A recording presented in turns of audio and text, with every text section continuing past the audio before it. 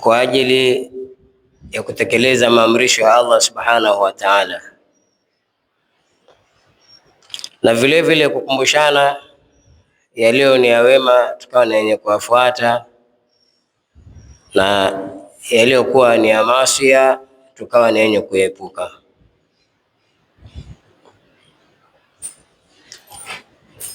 Usikum wa nafsi bitaqwa Allah, na wausieni vile vile naihusia nafsi yangu kwa swala zima la kumwogopa Allah subhanahu wa ta'ala.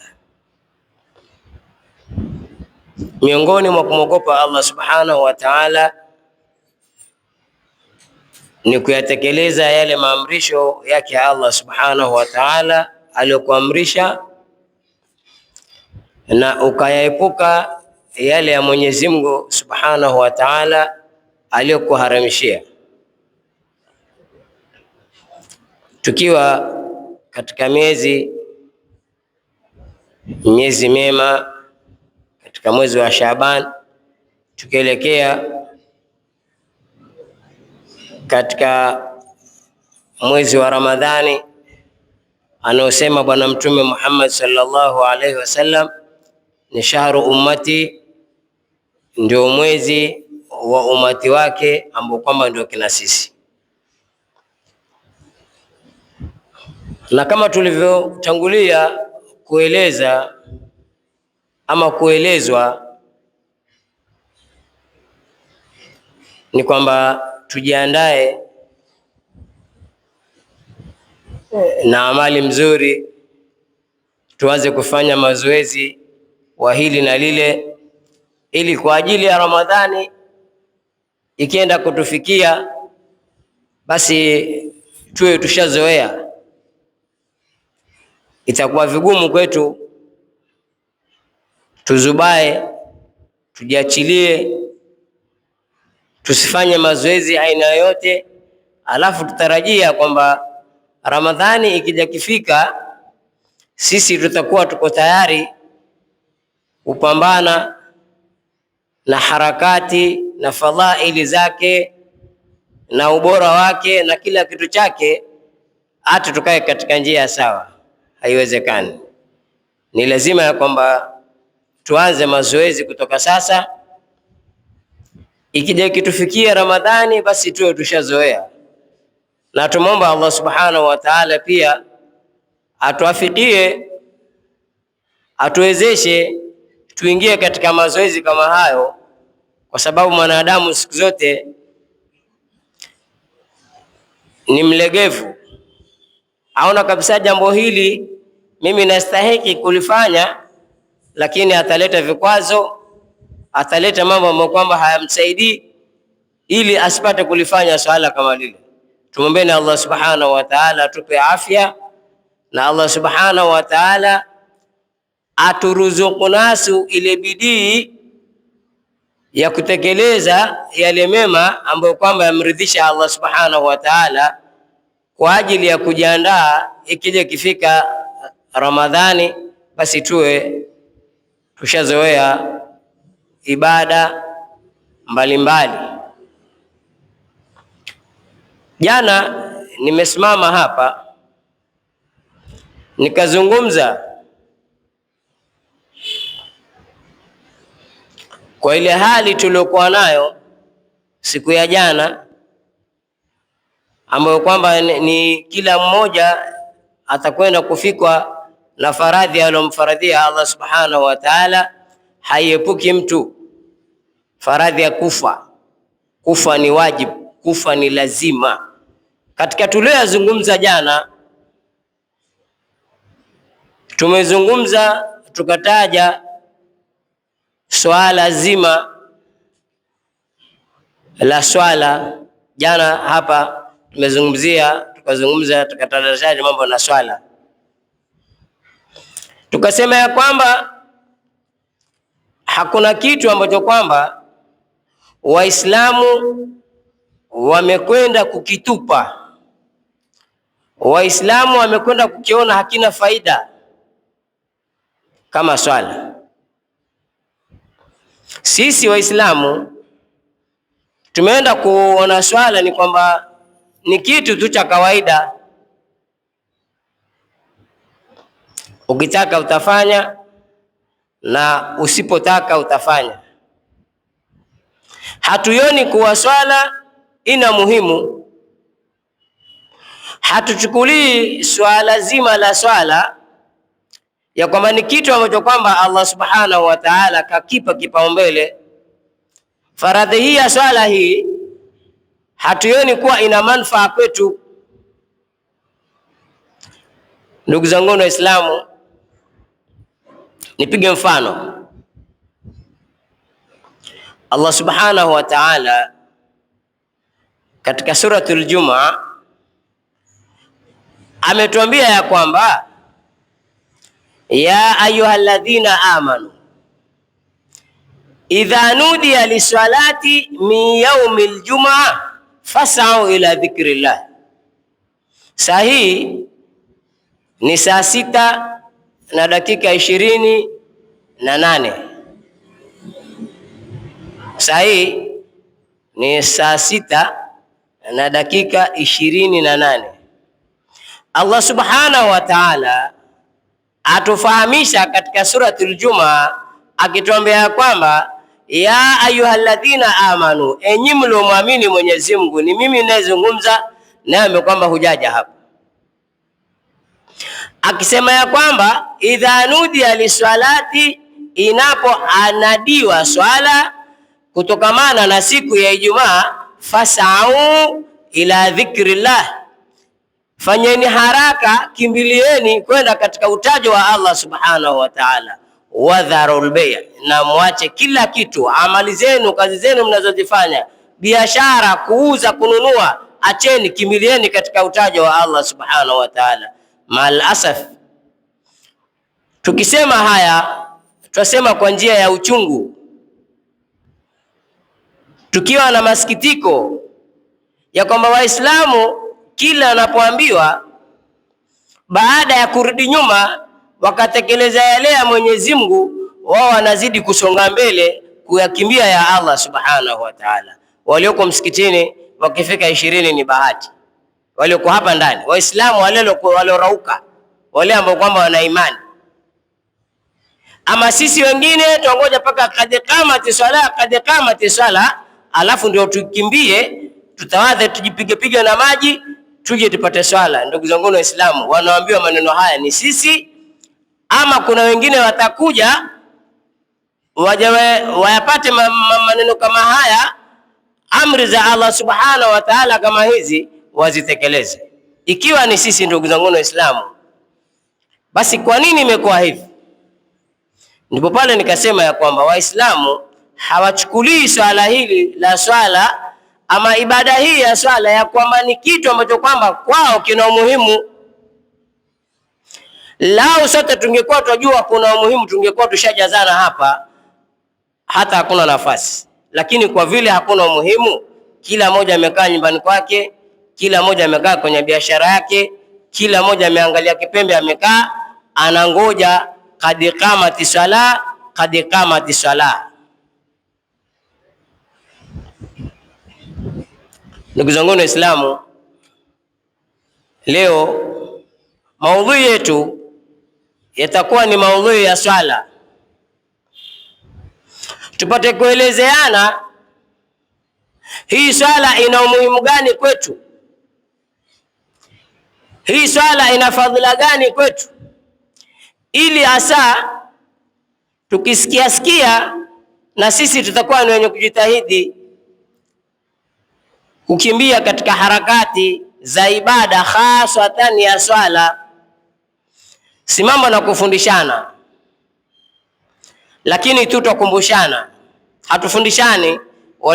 Walilahi alhamdu, sote tumesoma, sote twajua. Hata aliyesilimu jana, lakini ajua haya anayozungumza kwa sababu kashasoma tayari. Sisi tukumbusha tu. Tukienda katika arkanul Islam, arkanul Islam tuambia kwamba ni 5, ni 5. Nguzo za Uislamu ni 5. Ya kwanza kabisa ni kumwamini Allah subhanahu wa ta'ala. Haiwezekani wala haikubaliwi ibada ya mtu yoyote ambaye kwamba atakwenda kuifanya ikiwa ndani yake haina imani ya Allah subhanahu wa ta'ala. Haikubaliwi ibada yoyote ambayo kwamba anaitekeleza hana imani ya Mwenyezi Mungu. Ni sharti kwanza tumwamini Allah subhanahu wa ta'ala kwa nyoyo zetu, tumkubali Allah subhanahu wa ta'ala kwa ndimi zetu, alafu kinachofuatia ni amal, ni vitendo.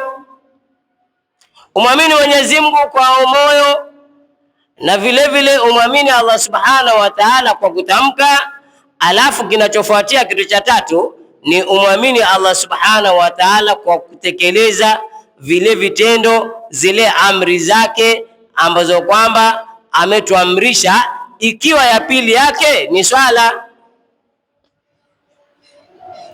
Ndugu zangu Waislamu, tumeelezeana mwezi uliopita hapa ya kwamba katika ibada zote ambazo kwamba Bwana Mtume Muhammad sallallahu alaihi wasallam kenda kuandikiwa kafaradhiwa na Allah subhanahu wa ta'ala, zimefaradhiwa hapa hapa ardhini.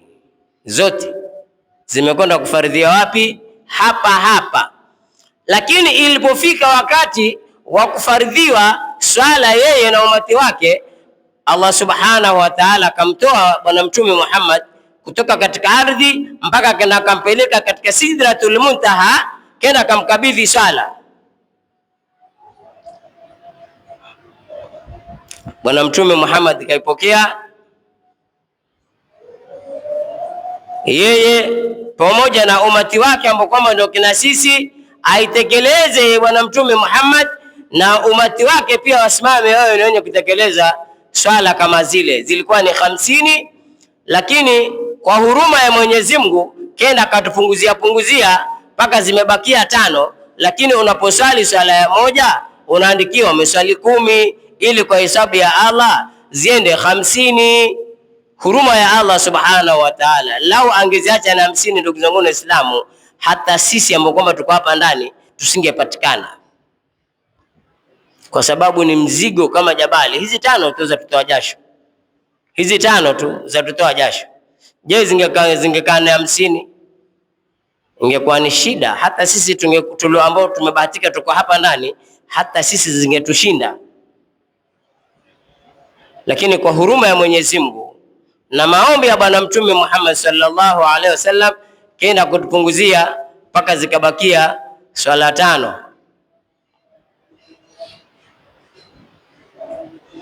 Ndugu zangu Waislamu,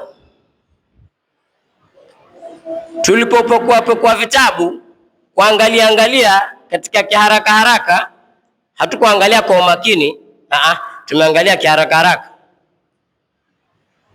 Tumekwenda tukapata swala ina ubora na fadhail 15.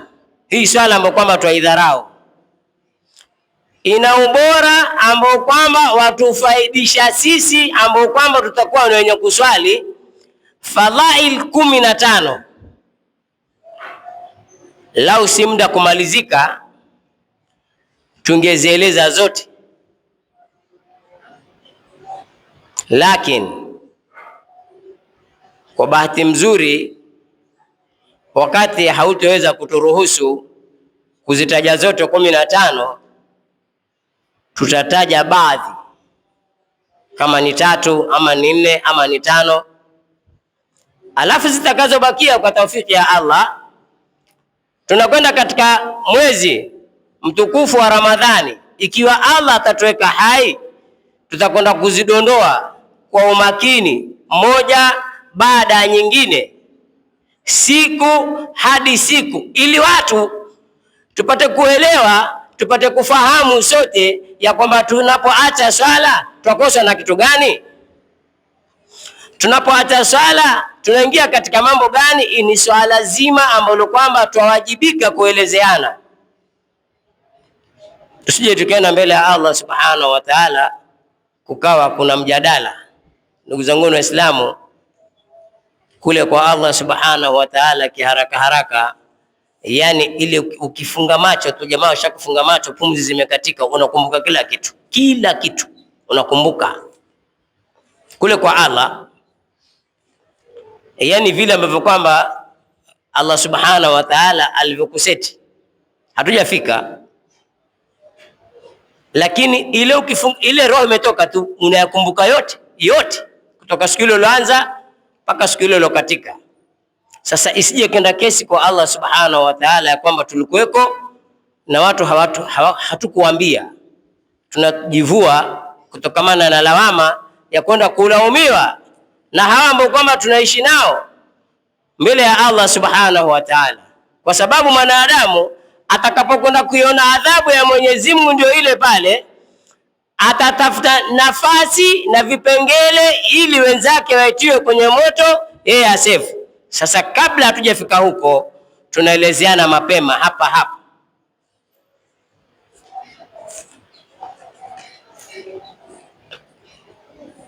Miongoni mwa fadhila ambazo kwamba tumekwenda kuzipata, swala kwa yule mtu ambaye anakwenda kusimamisha swala zenyewe ni 5, anakwenda kusimamisha swala 5, anafanya mazoezi kila siku akiswali swala 5 za faradhi, anakwenda kupata kinga 2. Kila ambaye kwamba atasimama kuswali swala za faradhi nyuma ya imamu kwa takbiratul ihram, qad qamati sala, na wewe uko msikitini hapa, imamu kafunga swala na wewe umefunga. Sio imamu amefunga swala, wewe bado uko maskani huko unangojea mpaka ile raka ya mwisho, imamu kasharuku, kashainuka, kakaa atahiyatu ya mwisho, ndio wewe unafunga swala. Hauhesabiwi. Fungu hili ni la wale ambao kwamba wanadiriki, wanapata takbiratul ihram nyuma ya imamu. Ile takbira ya kwanza ile ndio takbiratul ihram, takbira ya kufungia swala. Anakwenda kupata kinga 2. Bwana Mtume Muhammad sallallahu alaihi wasallam atuambia ya kwamba atakayekuwa ni mwenye kupata takbiratul ihram kwa kila swala kuanzia magharibi kwenda mpaka al-asri, ndivyo zilivyopangika. Swala ya kwanza ni ya magharibi, swala ya pili ni salatul isha, swala ya tatu ambayo kwamba ndio ngumu imetushinda sote ni salatu subh, swala ya asubuhi. Tukija msikitini hapa, ndugu zangu Waislamu, kuna kaka ambaye yani hapa Mnarani si mji wa Waislamu, tuna kaka ambaye ni mji wa Kristo. Sasa wale Waislamu moja ndio wanapatikana hapa msikitini. Ama sisi Waislamu wengi tunakaa nje, tuko majumbani, tumelala, hatuna hamu na swala ya alfajiri. Na la ukweli, ikiwa sisi ni Waislamu, basi kuanzia alfajiri ya kesho tujazaneni hapa msikitini kama kwamba ni swala ya Ijumaa. Kama kweli tuna imani ya kwamba swala ni kitu ambacho kwamba tumefaradhiwa na Allah subhanahu wa ta'ala, basi kuanzia kesho swala ya alfajiri tujazaneni msikitini kama ambaye tunaswali swala ya Ijumaa ama swala ya Idi. Allah tujalie inshallah. Bwana Mtume Muhammad sallallahu alaihi wasallam anakwenda kutueleza ya kwamba anakwenda kupata kinga 2. Kinga ya kwanza, Allah subhanahu wa ta'ala anamkinga na adhabu ya moto. Ndugu zangu Waislamu, ukisikia moto basi ni moto, si moto cheche. Ukisikia ni moto basi ni moto, kwa sababu Allah anasema waquduha nasu wal hijara. Huo moto huo hiyo siku hiyo watakaouwasha huo moto wa Allah, unaposikia ni moto, lazima roho yako ingie na hofu, kwa sababu ni moto ambao kwamba wawashwa na mili ya binadamu na mawe. Mwili wako ndio kuni za motoni. Tuna haki ndugu zangu Waislamu, tujikanye, turudi nyuma. Tuna haki, yani twalazimika haswa kila mmoja apige breki pale alipofika, arudi nyuma, kwa sababu anakokwenda siko. Sasa Allah subhanahu wa ta'ala anakwenda kumkinga na adhabu, mwili wake unakwenda kukingwa na adhabu ya Allah subhanahu wa ta'ala. Atautoa si miongoni mwa ile mili ambayo kwamba inaenda kuwasha moto. Sasa je, ndugu wangu Muislamu, tujiulize, je, sisi ambao kwamba hatuswali, kwa sababu kashatangaza Mwenyezi Mungu, Bwana Mtume Muhammad asema wale wanaoswali kwa takbiratul ihram wanakwenda kuzuiliwa mili yao. Allah subhanahu wa ta'ala hatojalia ni katika mili itakao kwenda kuwasha moto, amewakinga. Na Allah kule katangaza ya kwamba waquduha an-nasu wal hijara, moto utawashwa na mili ya binadamu na mawe. Sasa ndugu zangu Waislamu, kama haukuswali, kama swala zako ni hizo, ngoja paka tahiyatu ya mwisho ndio ujifunge swala hapa, utahesabiwa kweli? Utakuwa ni miongoni mwao? Ndugu zangu Waislamu, katika mitaa, katika mujtama ambao kwamba tunaishi, huwezi kumwamini, huwezi kumuona mtu hata mmoja ukamkubali ya kwa huyu mimi namkubali 100% katika mujtama. Hata mimi mwenyewe nazungumza hapa, bado hamjaniamini, na mimi nilisimama hapa bado sijawaamini. Ndio ukweli wa mambo ulivyo. Yani imani, kuaminiana imekwenda kuondoka. Nyinyi mwaniona mimi kama ni mnafiki, na mimi naona nyinyi kama ni wanafiki.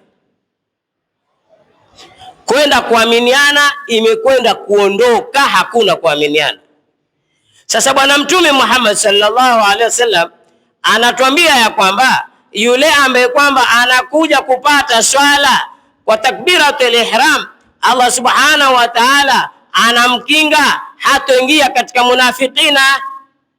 Wale wanafiki wale kule alioeleza Mtume sallallahu alaihi wasallam, wale kuweko Madina, maana kuna kigurupu cha watu Allah subhanahu wa ta'ala kawapiga stamp ya kwamba wao ni munafikina.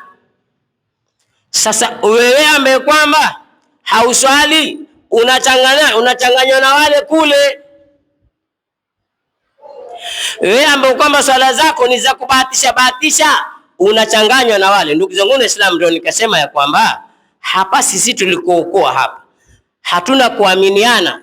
Mnaona mimi kama ni mnafiki na mimi naona nyinyi kama ni wanafiki. Ndugu zangu Waislamu, wala sikuwa natukana, ndivyo ilivyo.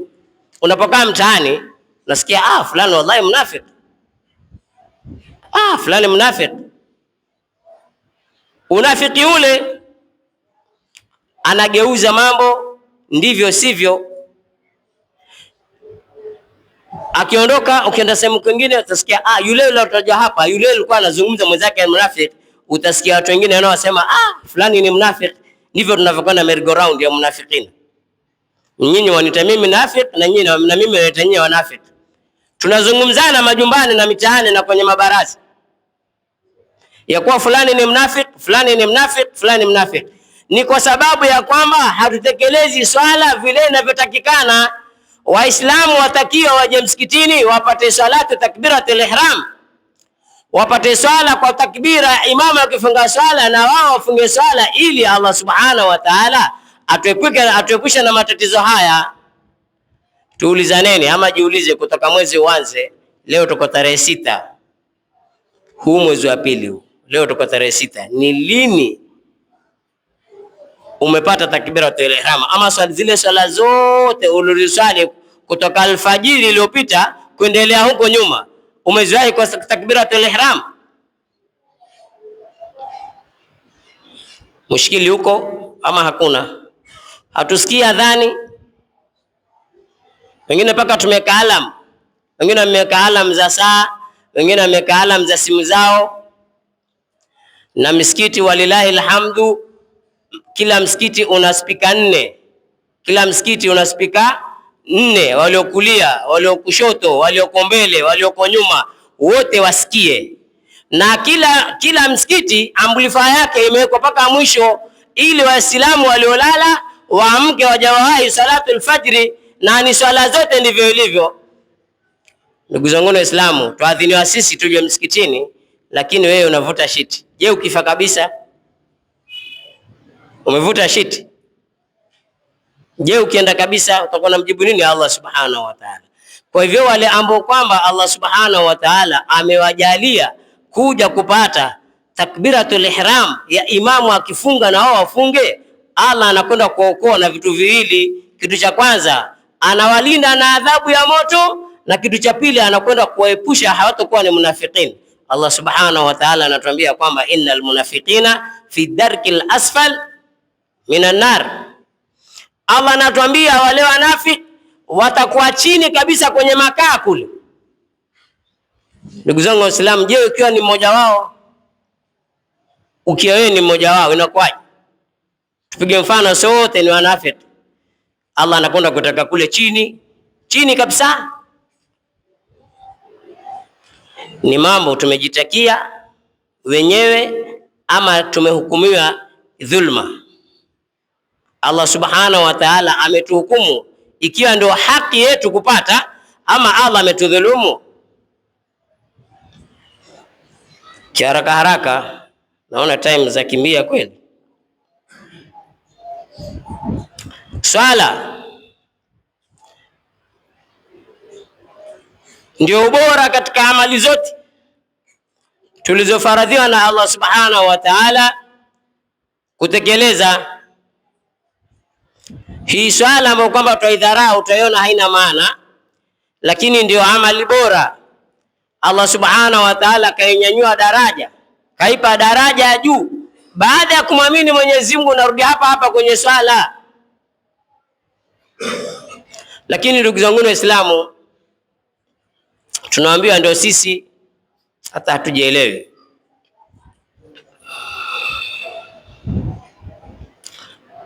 Bwana Mtume Muhammad sallallahu alaihi wasallam, Waislamu vile alivyokuwa ni makaidi ya nyoyo, hata kataja Bwana Mtume Muhammad sallallahu alaihi wasallam inakuwa vigumu kumswalia. Yani wanaona haya kusema Allahumma salli ala sayidina Muhammad wa ala ali sayidina Muhammad. Bwana Mtume Muhammad yasema kwa kuitikia dua ya Jibril. Siku moja Bwana Mtume Muhammad sallallahu alaihi wasallam anapanda katika mimbar yaumul Jumaa. Katika vipando alivyokuwa akipanda, zile stairs ni 3. Mtume yapanda, mara Jibril kashuka, akamwambia nitakayosema sema amin. Haya nitakayozungumza wewe unaitikia. Ni kama mwanafunzi unapomfundisha, ukimwambia nikisema kitu fulani na wewe unasema hivi. Akamwambia kwamba